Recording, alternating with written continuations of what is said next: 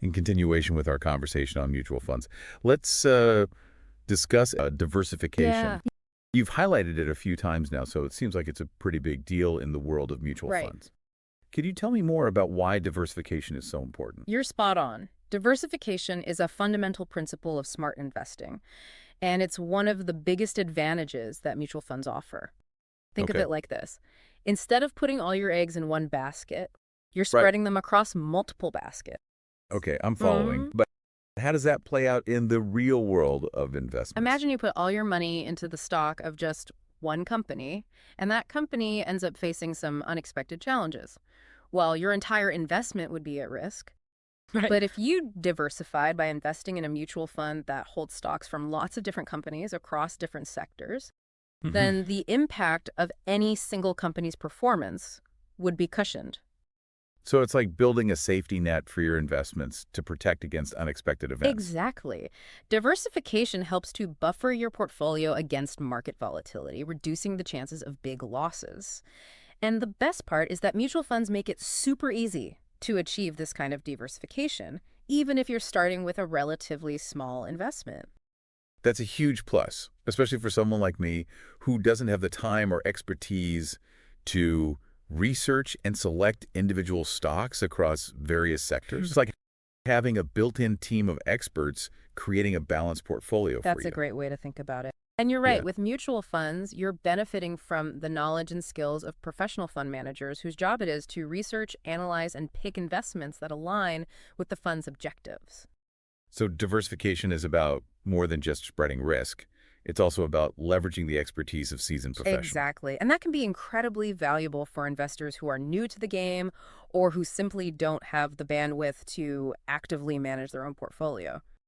Okay, this is all starting to make a lot more sense. Now, another aspect of mutual funds that I'm curious about is the concept of risk. We've touched upon it briefly, but I'm wondering, how do different types of mutual funds carry varying levels of risk? That's an important question. It's key to remember that not all mutual funds are created equal when it comes to risk. Generally, they're categorized based on their investment objectives and the types of assets they hold, with each category coming with its own risk profile. So it's not a one-size-fits-all situation. I need to choose a fund that matches my personal comfort level with risk. Exactly. For example, equity funds, which mainly invest in stocks, tend to have a higher risk level, but they Hmm, also offer the potential for higher returns. makes sense. Stocks are known for their growth potential, but they can also be more You've unpredictable. got it. Now, on the other hand, debt funds, which invest in fixed income securities like bonds, are generally considered lower risk, but they also might offer more moderate returns compared to those equity funds. Think of Okay. bonds like loans that you give to the government or companies. They offer Hmm. you regular interest payments, which makes them generally less risky than stocks. So, debt funds might be a better choice for someone who is more risk averse or who is investing for a shorter time horizon. Absolutely. And then there are balanced funds, which, as the name implies, strive for a balance between risk and return. Right. They do this by investing in a blend of both equity and debt So that instruments. sounds like a good option for someone who wants some exposure to the potential growth of stocks, but also wants to limit their risk a bit. Exactly. The key here is that understanding the different types of mutual funds and their associated risk levels is crucial for making smart investment decisions. Okay. It's not about finding the best fund overall, but rather the best fund for your individual needs and comfort level with This risk. is a great reminder to really do my research and figure out what aligns best with my personal goals and risk tolerance. You've got it. And remember, risk isn't something to fear. It's simply a factor to be understood and managed. By being aware of the risks associated with different types of funds, you can make informed choices that support your financial goals. This has been so helpful. We've busted some myths, talked about why diversification is important, and even delved into how risk plays out in the world of mutual funds. I feel like I'm starting to get a much clearer picture of how everything I'm glad to works. hear that. And remember, the more you learn about investing, the more confident you'll become in making decisions that are right for you.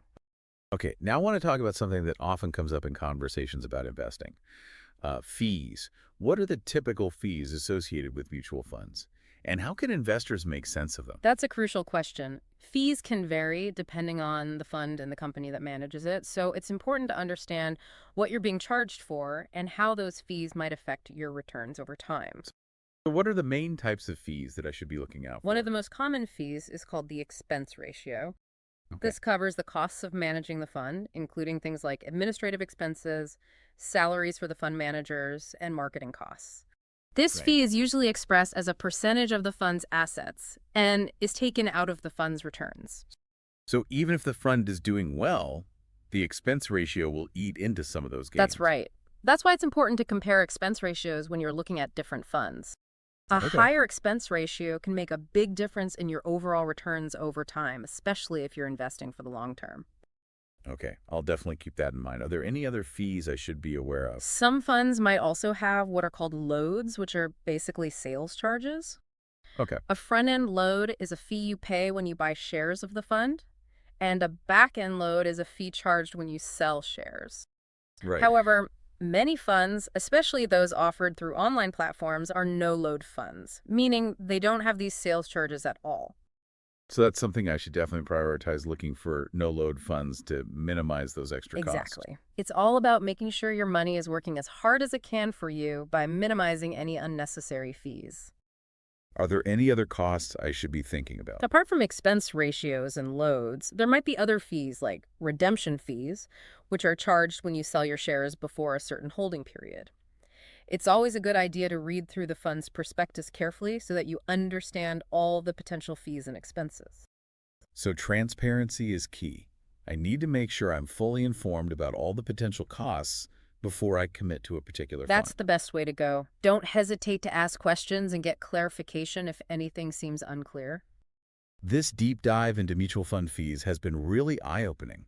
I'm definitely feeling a lot more confident about understanding this part of investing That's now. great to hear. Knowing about these fees empowers you to make strategic investment decisions that align with your financial goals.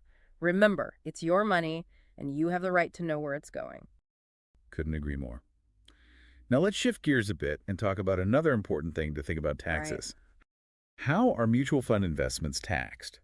And are there any strategies I can use to minimize my tax That's liability? a great question, and it's something a lot of people overlook. Yeah. Understanding the tax implications of your investments can make a big difference in your overall returns, so it's definitely worth talking about. So can you break down how mutual fund investments are taxed? Of course. The way mutual fund investments are taxed depends on a few things: the type of fund you choose, how long you hold it, and your own individual tax bracket. Okay. For example, equity funds that are held for less than a year are taxed as short-term capital gains, while equity funds held for more than a year qualify for long-term capital gains tax rates, which are typically more favorable. So the longer I hold on to an equity fund, the better it is from a tax You got it. perspective. And Oh, debt funds have a similar structure, with short-term gains taxed at your regular income tax rate and long-term gains taxed at a lower rate. okay, that makes sense. Are there any specific strategies that I can use to lower my tax bill when I invest in mutual Absolutely. funds? One popular strategy is called tax loss harvesting. This basically means selling investments that are losing money to offset capital gains that you've earned on other investments. Right. Doing this effectively reduces your overall tax burden. So it's about strategically managing my portfolio to minimize my tax exposure. Precisely. It's a really powerful tool that can boost your overall returns. Are there any other tax saving strategies I should Another consider? great option is investing in tax-advantaged retirement accounts, like 401k or IRAs. These Okay. accounts allow you to delay paying taxes on your investments until you retire, which can make a big difference in your long-term savings. Wow, that's a fantastic way to grow my savings without having to worry about taxes right away. Exactly. And it can have a huge impact on how much wealth you accumulate over time. This has been so helpful. I'm definitely starting to feel a lot more confident about understanding this often confusing aspect of I'm investing. happy to hear that. Remember, being informed about the tax implications of your investments is key to making smart decisions that help you reach your financial goals. Okay, so we've covered a lot of ground: myth busting, diversification, understanding risk, fees, and even tax Yeah. strategies. I feel like I'm finally getting a good grasp on this whole mutual fund It's world. great to hear that you're feeling more confident. Knowledge is power, especially when it comes to managing your money. I completely agree. I'm feeling much more empowered to navigate the world of mutual funds and make decisions that are right for me. That's what it's all about. And remember, learning is a journey, not a destination. The more you learn about investing, the more prepared you'll be to achieve your financial aspirations. I'm actually really excited to continue learning and exploring the world of mutual funds. Before we wrap up for today, I'd like to touch on one final point that always seems to spark debate: active versus passive Right. management. Can you explain the difference between these two approaches, and how can I decide which one might be better for That's a me? great question to tackle next. Choosing between active and passive management is a fundamental decision that every mutual fund investor needs to make. It all comes down to your personal investment philosophy and how much control you want over your portfolio. So what exactly is the difference between actively managed funds and passively managed Actively funds? managed funds are those where a professional fund manager makes the investment decisions, aiming to outperform a specific benchmark or market index. These Okay. fund managers actively research, analyze, and select investments based on their expertise and insights into the market. So it's like having a personal stock picker working for you. Exactly. The whole point of active management is to try to generate higher returns than the market average. However, Okay. this active approach comes at a price. Actively managed funds typically have higher expense ratios because of the costs associated with research, analysis, and trading activities. Okay, I see. So what about passively managed funds? Passively managed funds, which are often called index funds, aim to track a specific market index. Instead of actively picking stocks, they simply hold the same securities as the underlying index and in the same proportions. So it's like mirroring the performance of the market as a whole. Exactly. Passively managed funds don't have a fund manager who is constantly buying and selling. Their Right. goal is simply to match the performance of the index, not necessarily to beat it. That sounds like a much simpler It approach. is. And because passively managed funds don't require the same level of research and trading, they typically have lower expense ratios. So lower costs, but potentially lower returns as That's the well. trade-off. Passively Okay. managed funds aim for market matching returns, while actively managed funds strive to beat the market, which comes with a higher potential for returns, but also a higher potential for risk. So how do I decide which approach might be right for It me? really depends on your individual investment philosophy, your comfort level with risk, and how long you plan to invest. If you believe in the efficiency of the market and prefer a low-cost, hands-off approach, then passively managed funds might be a good fit for you. If you're willing to pay higher fees for the chance of outperforming the market, then actively managed funds might be more appealing. So there's no one-size-fits-all answer. It's about finding the strategy that aligns best with my personal preferences and investment You've goals. got it. And it's worth noting that you can have both active and passive investments within your portfolio. Right? The key is to create a well-rounded strategy that reflects your unique needs and financial aspirations. This conversation about active versus passive management has been really helpful. I'm feeling much more confident about understanding this aspect of mutual fund investing That's now. fantastic to hear. Remember, knowledge is power, and the more you learn about the different approaches to investing, the better equipped you'll be to make informed decisions that align with your financial goals. I completely agree. I'm actually really excited to continue researching and exploring both active and passive funds. I feel like I'm finally getting a grasp on this whole world of mutual funds, and it's actually much less intimidating than I thought it would be. I'm glad to hear that. And remember, investing should be empowering, not intimidating. Yeah, yeah, It's all about taking control of your financial future and making choices that align with your goals and values. I love that. This entire conversation has been so insightful and has given me a lot to think about. Now, before we wrap up this episode, I have one final question for you.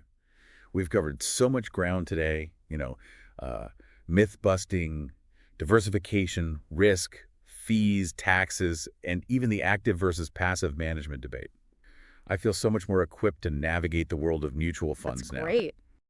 But with so many different funds out there, how do I actually go about picking the right ones for my needs and A goals? million-dollar question, isn't it? It can definitely feel overwhelming with the sheer number of options available. But don't worry, it doesn't have to be a daunting task. The key is to, approach it strategically. Keep a few things in mind. Think about your financial goals, your risk tolerance, and your investment timeline. So it's all about personalization. What should I consider first? Start by defining your investment objectives. What are you Okay. saving for? A short-term goal, like a down payment on a house, or a Mhm. long-term goal, like retirement? Right, because my goals will influence my investment choices.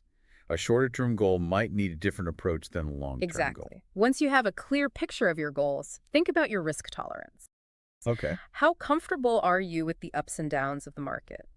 Are you okay with taking on more risk for the potential of higher returns, or do you prefer a more conservative approach? So it's about finding that sweet spot between risk and potential You got it. reward. And your investment timeline also matters a lot. If Right. you're investing for a longer time horizon, like retirement, you can usually afford to take on more risk because you have more time to recover from any market dips. So someone investing for retirement, you know, decades from now, might choose a different fund than someone saving for a vacation next year. Precisely. Once you've considered your goals, risk tolerance, and time horizon, you can start Right. researching and comparing different mutual funds. Okay. So there's a lot of information out there. Where do you even There begin? are a lot of great resources out there to guide you. You can check out reputable financial websites, read investment publications, or even talk to a financial advisor. So it's about doing my homework and maybe seeking expert advice if I need it. Absolutely. And remember, don't be afraid to ask questions if you're not sure about something. The more Yeah. you understand, the better decisions you'll make. This has been such an incredible deep dive into the world of mutual hmm funds. I started out feeling a bit intimidated, but now I feel much more confident and That's empowered. wonderful to hear. Remember, investing is a journey, not a destination. Mm. Keep learning, stay engaged, and you'll be well on your way to reaching your financial goals.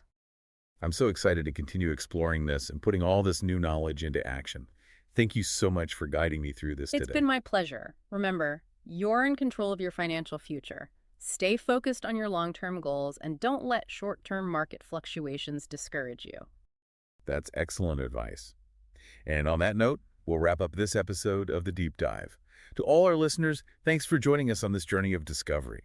Remember, the power to create a brighter financial future is in your hands. Stay tuned for much more insights in the next episode.